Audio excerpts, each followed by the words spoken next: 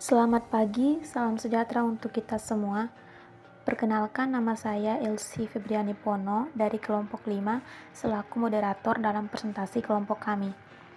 Pada kesempatan ini kami akan menyampaikan presentasi dengan topik okratoksin. Presentasi ini akan dibawakan oleh beberapa anggota kelompok kami yang akan membahas materi secara bergantian sesuai dengan bagiannya masing-masing.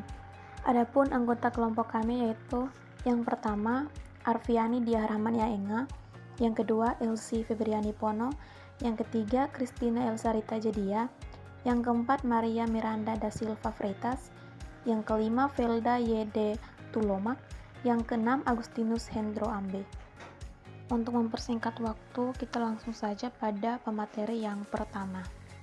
Baik, perkenalkan, nama saya Arfiani Diah Rahman Yaenga. Di sini saya akan membahas 2 poin, yaitu okratoksin dan jamur penghasil okratoksin.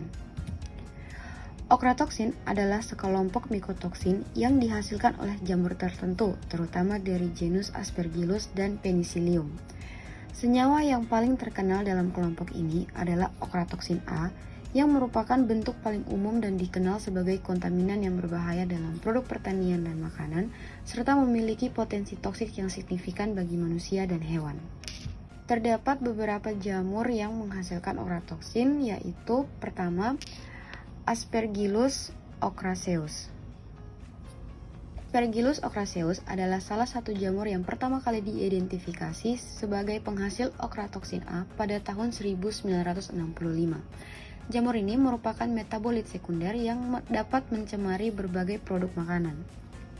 Jamur ini dapat tumbuh pada berbagai substrat, termasuk biji-bijian, sayuran, dan produk makanan seperti kopi, bir, dan anggur. Kontaminasi oleh Aspergillus ocraceus dapat menyebabkan keracunan makanan dan gangguan kesehatan terutama pada ginjal. Berikut Penicillium verrucosum adalah spesies jamur lain yang juga menghasilkan okratoksin A, di mana jamur ini sering ditemukan pada biji-bijian, terutama pada di daerah yang lebih dingin. Jamur ini tumbuh dengan baik dalam kondisi lembab dan dapat bertahan di antara musim tanam, sehingga sering ditemukan pada produk pertanian yang disimpan. Kontaminasi oleh jamur ini dapat terjadi selama penyimpanan biji-bijian dan dapat menyebabkan masalah kesehatan jika terakumulasi dalam makanan.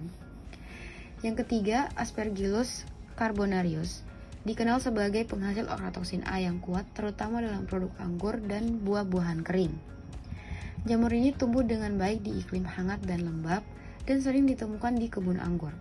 Kontaminasi oleh Aspergillus carbonarius dapat menyebabkan tingginya kadar okratoksin A dalam produk anggur yang berisiko bagi konsumen.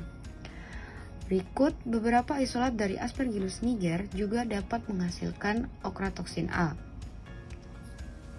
Meskipun Aspergillus niger lebih dikenal sebagai jamur yang digunakan dalam industri, beberapa isolat dari jamur ini juga dapat mampu menghasilkan okratoksin A.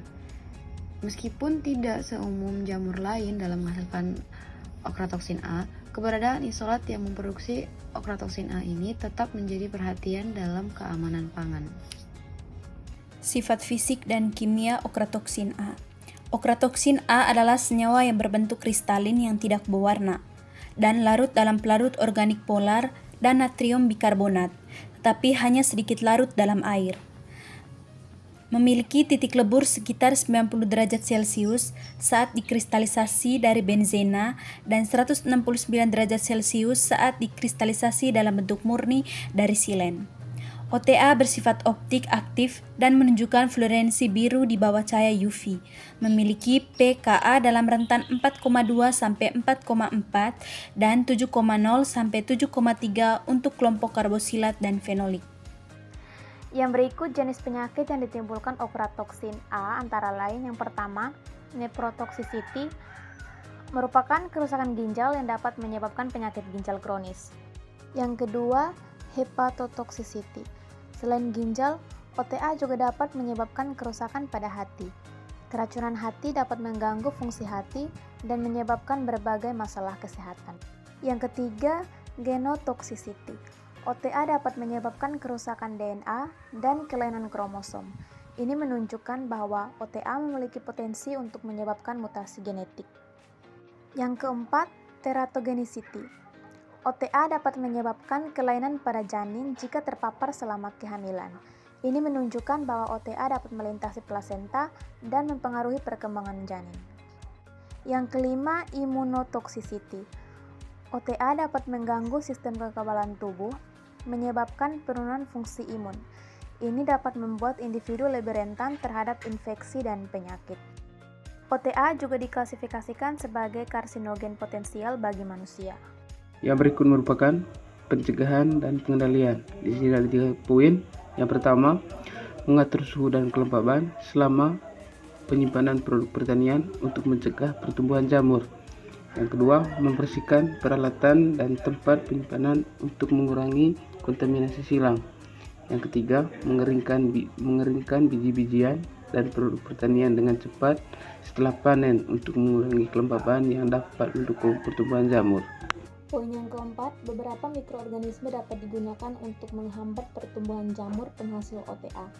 Yang kelima, proses pemasakan yang tepat dapat mengurangi kadar OTA meskipun tidak sepenuhnya menghilangkannya. Yang keenam, melakukan pengujian rutin terhadap produk pangan untuk mendeteksi keberadaan OTA. Metode seperti HPLC dan ELISA dapat digunakan untuk analisis yang akurat.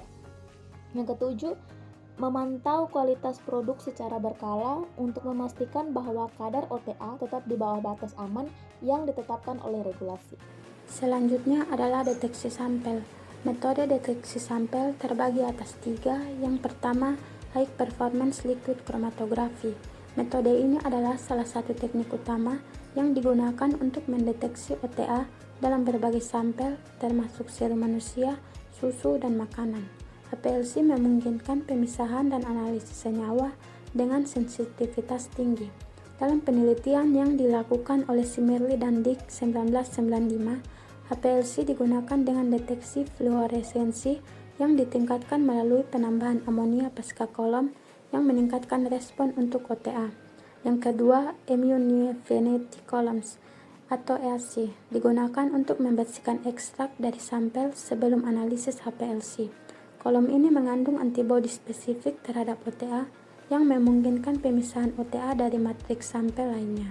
EAC dapat digunakan hingga 20 kali untuk serum darah yang menunjukkan efisiensi dan efektivitasnya dalam deteksi OTA. Yang ketiga, Enzyme Link Immunosorbent Assay, metode yang digunakan untuk mendeteksi OTA dalam cairan biologis seperti urin. Prosedur pengambilan sampel. Sampel serum manusia dan susu diambil dari donor darah dan rumah sakit. Prosedur pengambilan sampel dilakukan dengan hati-hati untuk memastikan bahwa kontaminasi tidak terjadi. Dalam penelitian, serum dan susu yang diambil disimpan pada suhu rendah hingga analisis dilakukan. 2 prosedur ekstraksi telah ditetapkan untuk OTA dari serum darah, yang melibatkan penggunaan larutan asam ortofosfat dan natrium klorida untuk memisahkan OTA dari matriks serum. Setelah ekstraksi, sampel dianalisis untuk menentukan konsentrasi OTA. Prosedur ekstraksi untuk susu melibatkan penambahan larutan asam ortofosfat dan natrium klorida. Diikuti dengan ekstraksi berarti menggunakan pelarut organik seperti kloroform. Proses ini bertujuan untuk memisahkan OTA dari lemak susu dan komponen lainnya. Selanjutnya, contoh kasus. Dalam studi yang dilakukan oleh Simeon et al. 2012, analisis mikotoksikologi menunjukkan adanya OTA dalam sampel urin dengan nilai antara 51,88 ppt hingga 85,15 ppt. Kasus ini menunjukkan hubungan antara kadar OTA dalam urin dan penggangguan kesehatan pada pasien yang mengalami masalah ginjal. Berikut beberapa kasus paparan ochratoxin A. Yang pertama, kasus 1, pasien nomor 27, profil pasien usia 49 tahun, status menjalani dialisis, konsumsi makanan roti campuran rempah-rempah, kopi dan produk hewani seperti daging, susu, dan keju. Makanan lain dikonsumsi jarang. Yang kedua, kasus pasien nomor 47, profil pasien usia 67 tahun dan 11 bulan, status menjalani dialisis, konsumsi makanan, roti, daging, dan keju. Makanan lain jarang atau tidak pernah dikonsumsi. Kesimpulan, okratoksin A adalah mikotoksin berbahaya yang dihasilkan oleh jamur tertentu dan dapat menyebabkan berbagai gangguan kesehatan. Pencegahan dan pengendalian yang tepat serta metode deteksi yang efektif sangat penting untuk mengurangi risiko paparan OTA dalam makanan dan produk pertanian. Sekian pemaparan materi dari kelompok kami. Terima kasih.